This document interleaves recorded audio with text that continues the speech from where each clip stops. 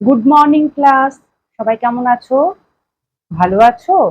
আচ্ছা টুম্পা, তুমি কালকে স্কুল আসোনি কেন? তোমার না মাঠে এখন প্র্যাকটিস চলছে, আমাদের বার্ষিক ক্রীড়া প্রতিযোগিতা শুরু হয়ে গেছে, তো তুমি তো জিমন্যাস্টিকে নাম দিয়েছো, আসছো না কেন? আর যারা খেলায় নাম দিয়েছো অবশ্যই রোজ দিন আসবে, আমাদের স্কুলে কিন্তু প্র্যাকটিস হচ্ছে এখন, নিয়মিত প্র্যাকটিস হচ্ছে। প্র্যাকটিস না করলে কিন্তু অন্য স্কুল থেকে প্রাইজ নিয়ে চলে যাবে, রোজ আসতে হবে কিন্তু। ঠিক আছে টুম্পা, আর যেন কামাই না দেখি।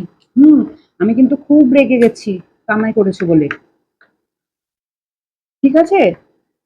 আচ্ছা, এবার যেটা আমি লিখে নিই এই বিষয়গুলো, তারপরে আমি শুরু করব আজকে গণিত, আজকের অঙ্কের ক্লাস।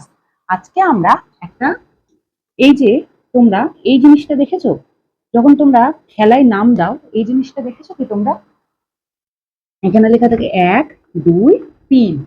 এখানে যারা ফার্স্ট হয় তারা এখানে দাঁড়ায়, সেকেন্ড হলে এখানে, থার্ড হলে এখানে। মনে আছে? দেখেছো এই জিনিসটা? আচ্ছা, খুব ভালো। আচ্ছা, আমি এটার আরো কয়েকটা বাড়িয়ে দিই। ঠিক আছে, দেখো, আরো কয়েকটা আমি বাড়িয়ে দিলাম।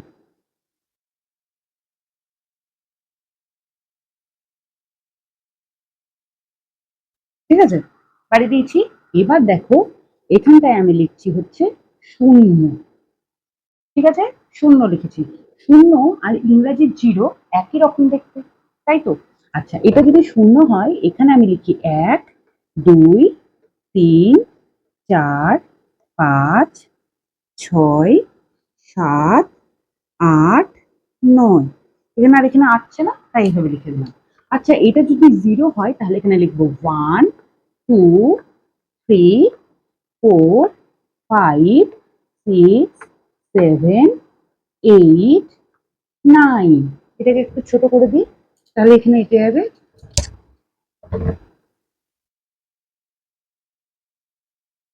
9। ঠিক আছে, তাহলে এটা আমাদের হয়ে গেল। এবার দেখো, যদি আমরা দেখি জিরো হচ্ছে সব থেকে ছোট, তাহলে জিরোর পরে 1 2 3 4 5 6 7 8 9। আবার দেখো, শূন্য যদি সব থেকে ছোট হয় তাহলে 1 2 3 4 5 6 7 8 9। ঠিক আছে, এরকম করে আমরা লিখতে পারি। আচ্ছা, এবার তাহলে দেখো, আমরা কিন্তু সিঁড়িতে যখন উঠছি আমরা কিন্তু উল্টো দিক থেকে এখানে উঠছি, 9 8 7 6 5 4 3 2 1 0। আবার যখন উপর থেকে নামছি 0 1 2 3 4 5 6 7 8 9। এদিক দিয়েও যখন নিচ থেকে উঠছি 9 8 7 6 5 4 3 2 1 0। বোঝা গেল? এরকম করে। তাহলে এবার আমি যদি বলি সব থেকে ছোটকে উপরের দিকের গুলো ছোট হচ্ছে ধীরে ধীরে, আর এই দিকটা বড় হচ্ছে, এই দিকটা বড়, আর এই দিকটা হয়েছে ছোট। ঠিক আছে, তাহলে যদি বলি 9 বড় না 1 বড়, কে বড় হবে? ঠিক বলেছো, 9 বড় হবে। যদি বলি 6 বড় না 2 বড়, 6 বড়। যদি বলি 7 বড় না 3 বড়, 7 বড়।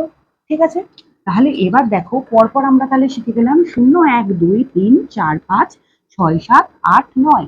এটা আমরা কিন্তু শিখে গেলাম। তাহলে এখানেও আমরা এগুলো শিখে গেলাম, সোজা দিক করে উল্টো দিক করে শিখে গেলাম।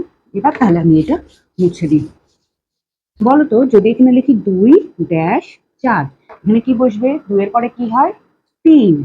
ঠিক বলেছো। যদি লিখি 5 ড্যাশ 7, কি লিখবো? 5 6 7। ঠিক বলেছো। যদি লিখি 8 না, যদি লিখি 7 ড্যাশ 9, তাহলে এখানে কি লিখবো? 8 7 8 9। আচ্ছা, এবার আমরা কিছুটা উল্টো দিক থেকে দেখি তো কেমন পারি দেখি। আচ্ছা, যদি লিখি 9 ড্যাশ 7, তাহলে 7 এর পরে 8 তারপরে 9, তাহলে উল্টো দিক থেকে হলে 9 8 7। বোঝা গেল? উল্টো দিক থেকে হলে কিন্তু 9 8 7 হবে।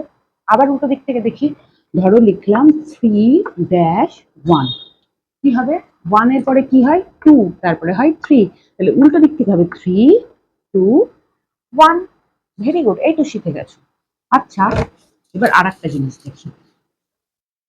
ধরো আমি কয়েকটা সংখ্যা মিশিয়ে দিলাম, বাংলার সংখ্যাগুলো ইংরেজি নিলাম, 2 4 9 1, তারপরে হচ্ছে 9 3, 2, 7, 5, 4, 3, 6। আচ্ছা, এই যে সংখ্যাগুলো এর মধ্যে যদি আমাকে কেউ জিজ্ঞেস করে যে সব থেকে ছোট কে আছে, দেখো এর মধ্যে প্রথম হচ্ছে 2, 4, 9, 1। সব থেকে ছোট কে? 1।